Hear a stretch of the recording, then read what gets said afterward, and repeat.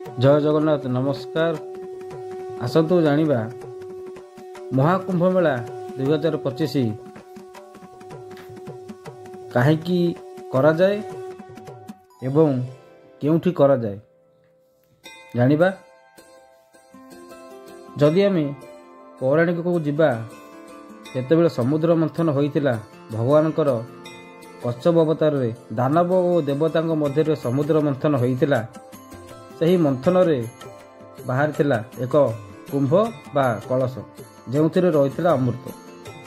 आपण माने सुनिथिबे सही अमृत को पान करिया पई देवता माने और दानव माने परस्पर मध्य रे युद्ध करथिले एवं सही युद्ध रे देवता मानकर मंगल पई भगवान विष्णु मोहिनी नारी रूपे नबाकू बाध्य होइतिले एवं तापरे से कलश रे थिबा अमृत को माया करी देवता मानकू देइतिले।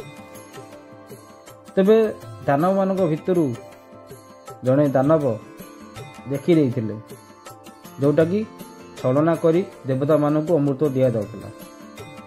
तबे से देवता रूप नेई अमृत को पीतिला एवं अमर हो जाइतिला। तापरे भगवान विष्णु तांकर निज रूप को आसी सुदर्शन चक्र द्वारा सही दानवर मुंड को बा बेक को सुदर्शन चक्र द्वारा छेदन करथिले। तेबे जेउ कलश बा कुंभ बाहरी थिला से कुंभरू किछि अमृत आम पृथ्वी पृष्ठ रे 4टी जगह पड़िथिला।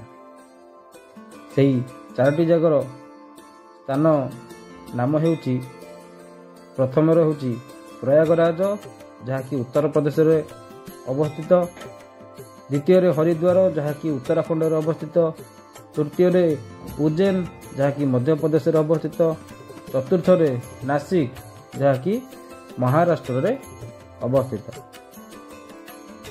यही 4टी जगह रे कुंभ मेला अनुष्ठित हेउची। कुंभ मेला 4 प्रकार।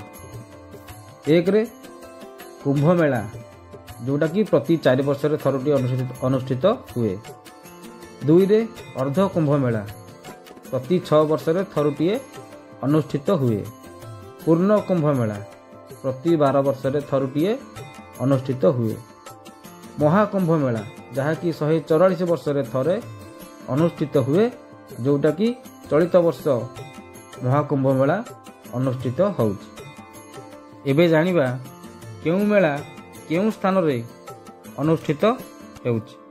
कुंभ मेला हरिद्वार उत्तराखंड रे रहिछि। एहा गंगा नदी कूल रे एही मेला अनुष्ठित हुए। अर्ध कुंभ मेला उज्जैन मध्य प्रदेश रहिछि। एहा शिप्रा नदी कूल रे एही मेला अनुष्ठित हुए। पूर्ण कुंभ मेला नासिक महाराष्ट्र रहिछि। एहा गोदावरी बा दक्षिण गंगा कूल रे अनुष्ठित हुए। महाकुंभ मेला यह प्रयागराज उत्तर प्रदेश रहिछि। यह गंगा जमुना सरस्वती जेउठी मिश्रण होइथाय सही स्थान रे अनुष्ठित हुए बा एबे चलित वर्ष हेउछि। तबे 2025 मसीहा जनवरी 13 रु 26 फेब्रुआरी पर्यंत अनुष्ठित हेउछि। एही मेला रे लक्षाधिक लोक अंशग्रहण करिसंती। तेबे लोक माने काहेकि कुंभ मेला रे बुड़ पकिया को जाती एवं तार तात्पर्य कौन जानिबा। हिंदू धर्मर विश्वास अनुसार कुंभ स्नान द्वारा बा महाकुंभ स्नान द्वारा पाप क्षय होइथाय, पाप नाश होइथाय। एणु एहाकू मोक्ष प्राप्तिर मार्ग बोली कुहा जाए। तेबे आमे जदि ज्योतिष शास्त्र को मानिबा, ज्योतिष शास्त्र कथा जदि कहिबा, मकर संक्रांति ठारू महाशिवरात्रि पर्यंत महाकुंभ स्नान आध्यात्मिक शारीरिक मानसिक शक्तिर विकास करिथाय। जय जगन्नाथ।